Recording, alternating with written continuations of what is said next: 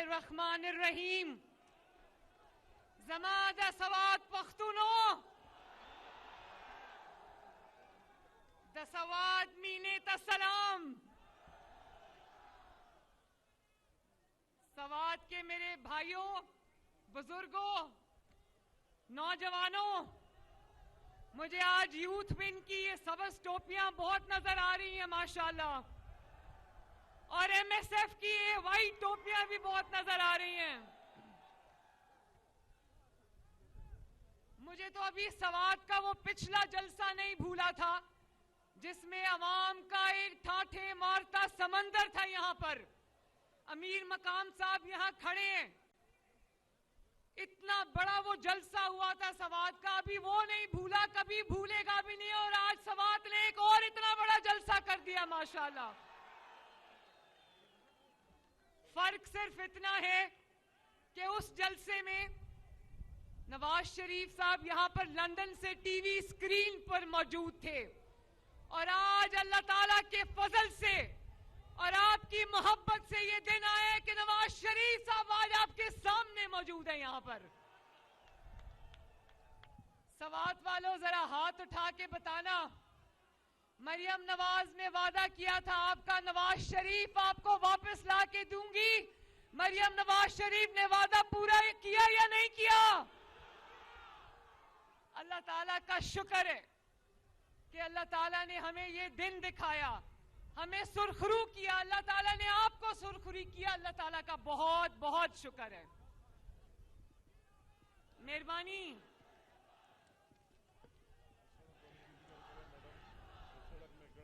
ये मुल्क बचा लो। सवात वालों, आप लोग अल्लाह ताला से मोहब्बत करने वाले लोग हो, इस्लाम से मोहब्बत करने वाले लोग हो। वो आयत सुनी है ना, याद है ना, वतुइज़्ज़ु मन तशा वतुज़िल्लु मन तशा। बहुत लोग आए नवाज शरीफ की सियासत को मिटाने की चाह दिल में लिए।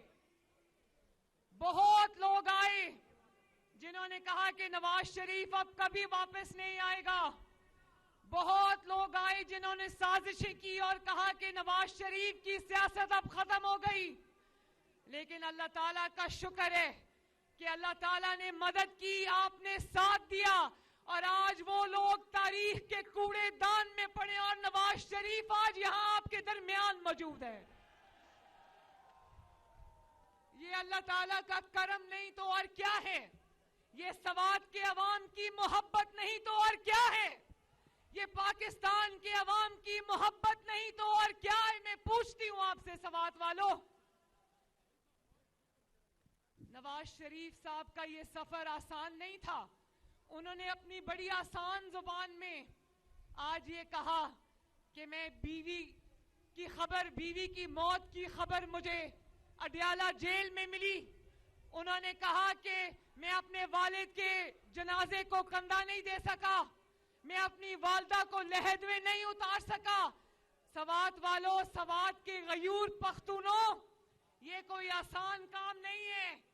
आपके पास यहां पहुंचने तक नवाज शरीफ को आग के दरिया से गुजर के आना पड़ा है, लेकिन नवाज शरीफ ने हिम्मत नहीं हारी, क्योंकि नवाज शरीफ ने सही कहा कि वो जब आपका दुख देखता है, आपका दर्द देखता है, तो उसको अपना दुख और अपना दर्द भूल जाता है। सवात वालों, आज देखते तो होंगे, चाहे अपने घरों में दुबक कर टीवी स्क्रीन पर बैठे हो या छुप के कहीं से देख रहे हो, देखते तो होंगे नवाज शरीफ को ताहयात ना अहल करने वाले कहीं ना कहीं से देखते तो होंगे। बोलो, नवाज शरीफ को उम्र कैद देने वाले देखते तो होंगे, नवाज शरीफ को अदालतों में घसीटने वाले देखते तो होंगे, नवाज शरीफ को जिला वतन करने वाले देखते तो होंगे, नवाज शरीफ को आपसे दूर करने वाले देखते तो होंगे, नवाज शरीफ की बेटी को बाप के सामने गिरफ्तार करने वाले आज देखते तो होंगे।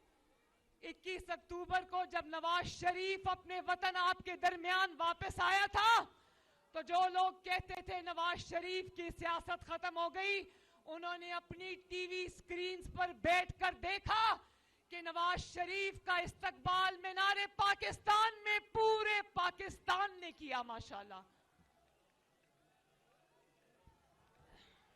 कहने लगे कि 16 महीने की जो पीडीएम की हुकूमत रही है, उसके बाद नवाज शरीफ और मुस्लिम लीग नून अवाम में नहीं निकल सकती।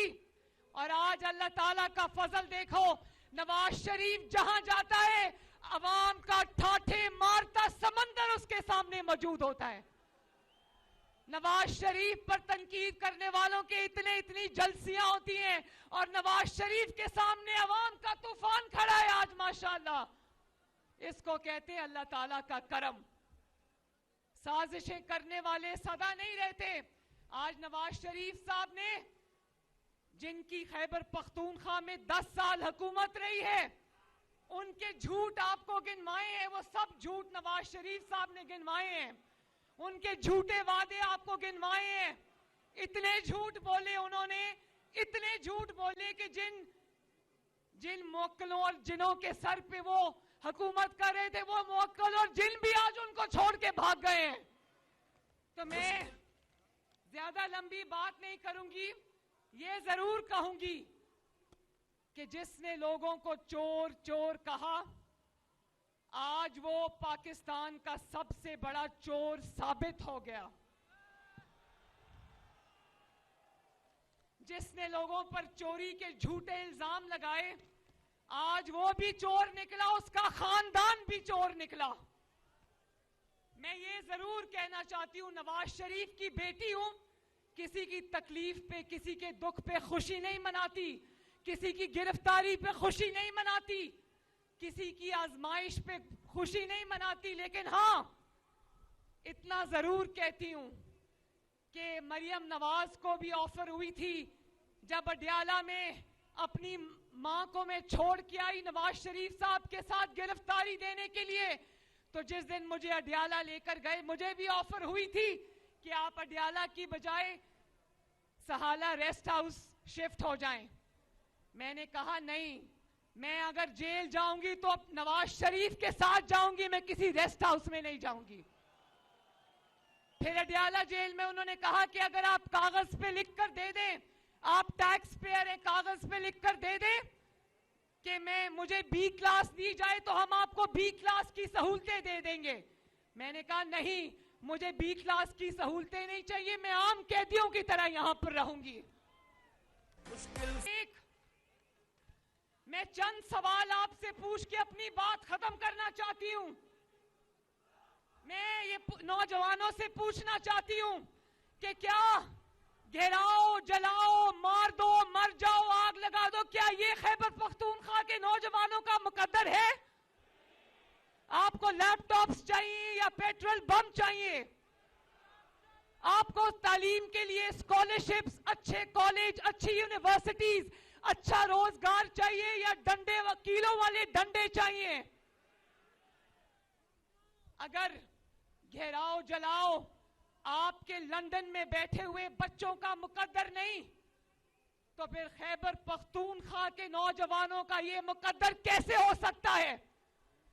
अगर आपके बच्चे महफूज मकाम में लंदन में बैठे हैं, तो फिर पाकिस्तान के नौजवान आपके वरगलाने पर सलाखों के पीछे क्यों पड़े हैं?